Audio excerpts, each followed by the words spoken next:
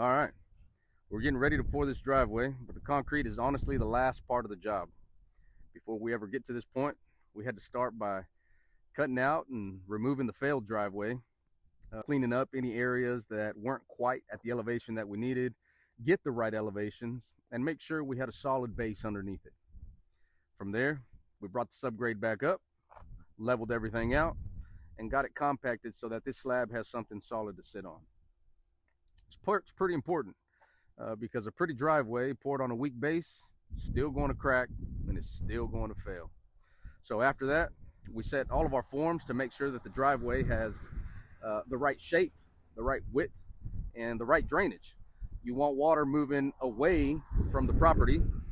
You don't want anything pulling or pulling back towards, a certain property line, for instance, a house, and you don't want to create any washouts that don't need to be there.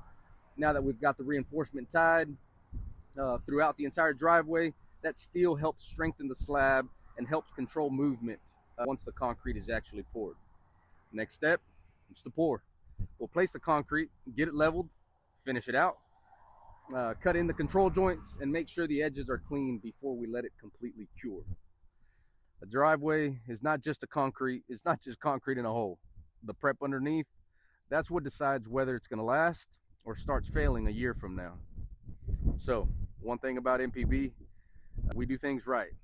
We don't skip steps. We build it right before the concrete ever even shows up. Okay, so what we have here is a concrete driveway that will be poured tomorrow. Day before, we get everything prepped, everything graded, rebar installed, tied, ready to go for concrete to show up and just go. On this particular project, we did have to saw cut the asphalt. You can see here's the asphalt. In order to get the right widths and everything that we're doing here, we saw cut. We'll pop a chalk line from this point to the end on that side. We'll run either the quickie saw or a walk behind saw to cut a straight line all the way across. You'll notice once the rebar placement starts, they'll mark with this white spray paint 12 inches because this particular job is 12 inch on center. You can see the grid, the pattern.